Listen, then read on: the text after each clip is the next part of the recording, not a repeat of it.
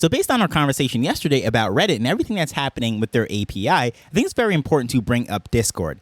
Discord is the second home for the NFT community outside of Twitter, and it's very interesting that that is a platform that we have gravitated towards for obvious reasons. However, there is some major points of conflict within the values of Web3 and what happens over on Discord and their management and how it is all structured. So I think it's very important to dive into that today and discuss some alternatives going forward. Hello, I'm Taj, digitally known as Tropic Vibes, the host of Nifty Business, where we highlight NFTs and explore Web 3.0 as we move from pure speculation to creating real-world value.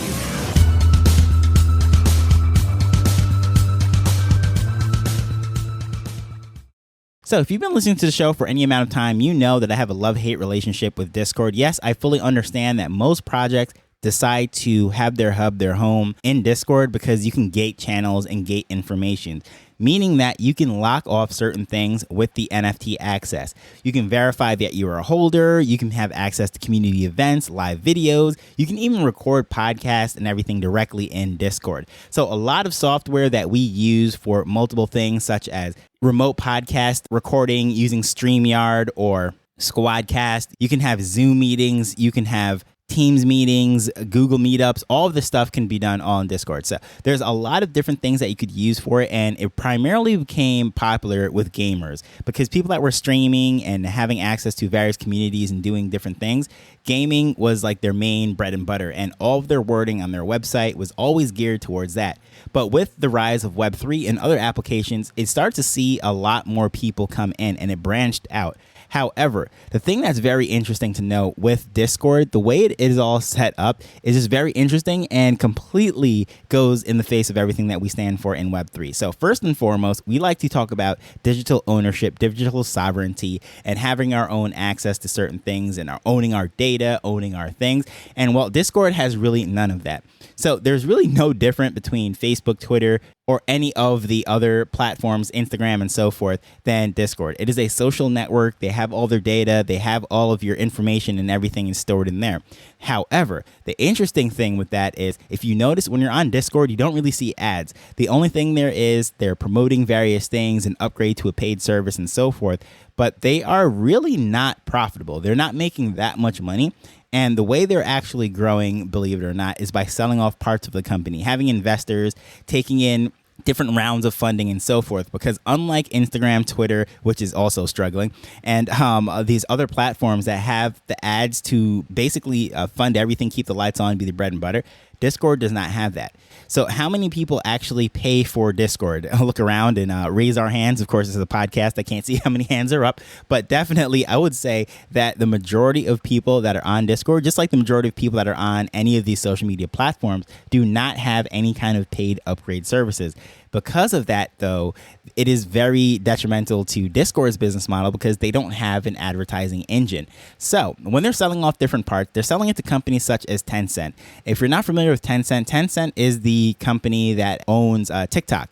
And right now, especially if you're in the United States, you know all the different things with the security issues and all that that's going forth there. They're being banned in certain states and certain locations, certain campuses. And if you work for certain government agencies, you cannot have TikTok installed on your device or in your state or whatever it might be, simply because there are a lot of concerns between all the information being directly passed back to the CCP or whatever it is, the government of China, and the way they can manipulate and modify that data. And of course, we know with the algorithms and all sorts of things being sorted up, they could do some very manipulative things, and that is a area of concern. Now, with Discord, there is no real algorithm in the sense that there are recommended videos or recommended feeds or anything. However, there is a lot of data that is being transferred up. And if you read their terms of service, so this is something that I sort of just brushed in before, most people don't even read that. I just always assume that these parties are selling my information, whatever, anyways. But it is directly stated in there that they can give it to their third-party investors, if you will. So directly, they're not saying going out to every single company, selling your email address and all that stuff. But they are allowed to transfer that information to their investors, such as Tencent. So now those same security overlaps that happens with TikTok or any other thing happens to happen with Discord. Now, I don't think it's just a coincidence that the thing is actually called Discord, because if you look up the definition of what Discord is, you'll see that it is a disagreement between two people or a lack of harmony between notes and sounding. So as far as with music. So this is not something that has come together, which is very ironic. We're all about community within Web3. And with these NFT projects, we always talk about, oh, it's such a strong community and we found the people that we vibe with and so forth. Yet the hub that we go to, this platform, the name of it is direct contrast to that in itself. So that's pretty funny in itself. However, when it comes to all of this stuff now, because we were saying building on someone else's platform and all of that, it is just very interesting that Discord happens to be one of the ones that we choose to build on. Now, I understand the tools are already there. You have the bots and you have so many things that access, whereas a NFT project or a Web3 team doesn't necessarily have to invest into developing this engagement tool because Discord is already there. But in the back of our heads, we have to keep in mind that, although we do have that benefit of the ease of use, it is ready to go out of the box. We don't have to basically reinvent the wheel. We do have to really be honest with ourselves and say, you know what, we're making some sacrifices here. And is it for the betterment of the future? I don't know. But when it comes to with these social media platforms, Web3 or decentralized, I should say, social media platforms really have not picked up yet. They're still all centrally owned. And it's just very interesting. There's multiple ones that are in the pipelines. They're in the works right now, and they're trying to get off the ground, but they're really not doing so well. And I think it's because we have spent the last, 15, 20 years or so just signing out our information, just giving everything out. So the concept of protecting our data, protecting our information, privacy, and all of that, it's almost a foreign concept to us now because it is just so ingrained in our life, in our just way of operating, that we go onto a website, we just automatically click accept all cookies. We just go onto an app and say, all right, whatever, they're selling our information. We're going to give them our email address and so forth because we've been doing that automatically for so long. But when it comes to what we're really saying that we value within Web3, that is one of the obstacles, one of the difficult things. So when people have that whole, I guess you would say, discussion of saying that we value digital ownership and privacy and so forth, I also wonder, I'm like, well, do we really? Because for the vast majority of people, that really is not even in their top 15, top 50 concerns. They are more so interested in just using whatever they want to use, make it quick, simple, nice user interface and so forth, and not necessarily thinking about the privacy concerns, decentralization, and all those other things. So I would love to know exactly where that ranks on people's psyche. I don't think it's very high at all. So it's just something that we have to keep in mind, that we say that we value certain things, but then platforms that we build on and how we're operating and using them, it really does go in direct contrast with that.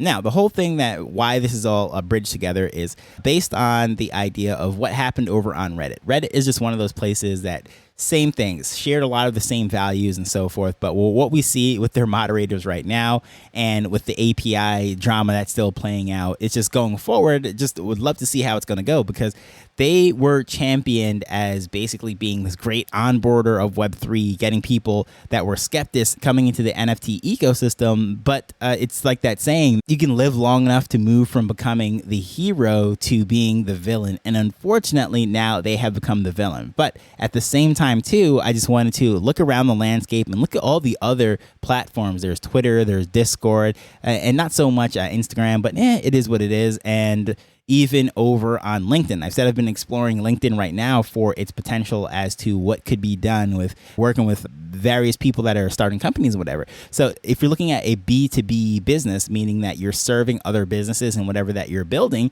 so not necessarily a consumer-facing solution, so, not your NFT community of barbers or something of that nature. We're speaking specifically to the needs of, say, the HR department or the accounting department in businesses, and you're using blockchain technology to build something for them.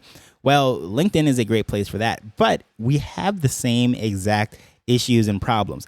Who owns LinkedIn? Microsoft. Who has been notoriously the most ruthless, the most self-serving corporation throughout, the last 30, 40 years or so, pretty much my entire life?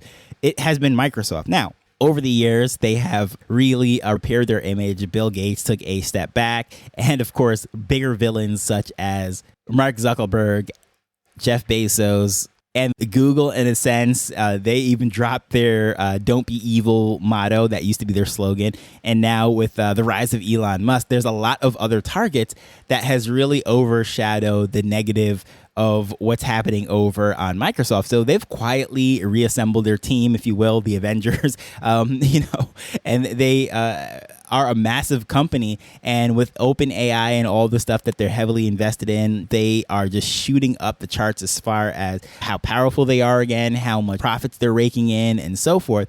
But the point of all this is they're the ones that owns LinkedIn. So even that platform does have that big company at its heart. So decentralized social networks and whatever the future is of that, it's just one of those things that we don't know how well that's going to even catch on, because at the end of the day, we want things that just work well. And the idea of decentralization sounds great until you realize that the tech is very buggy, it is very expensive and inefficient to run, and that's where we make our trade-offs many of the times. But going forward, as we're building, figuring out exactly what we're going to do with our various communities and our projects and things of that nature, these are just like things that we should keep in our forefront and consider, because you just never know where this stuff is going to go. Building on somebody's land, you're subject to their rules, playing the game by how they say, whether it is Discord, Twitter, LinkedIn, Reddit, doesn't matter where it is. It's the same across the board. So until we can figure out a great solution as to how we can have our own ownership, our own data and everything, and still stay connected, well, we still are going to have to rely on these Web2 solutions, as we call them, bridging this whole gap. Because is anything really Web3 decentralized, fully owned? No. It's all the internet, and we're just piggybacking off of the technology that is already there. So going forward, I'd love to hear any thoughts that you have, whichever decentralized networks that are popping up that looks promising to you. I'd love to hear about that. Please feel free to reach out to me at Tropic Vibes on Twitter, or using the contact information in the show notes. But as usual, I just want to thank you for taking the time to listen to this as we're learning and building Web3 together. Later. The Nifty Business Arrow is not investment advice. It provides insights and information within the space. As with anything, please do your own research before making a decision whether you're making an investment or a purchase.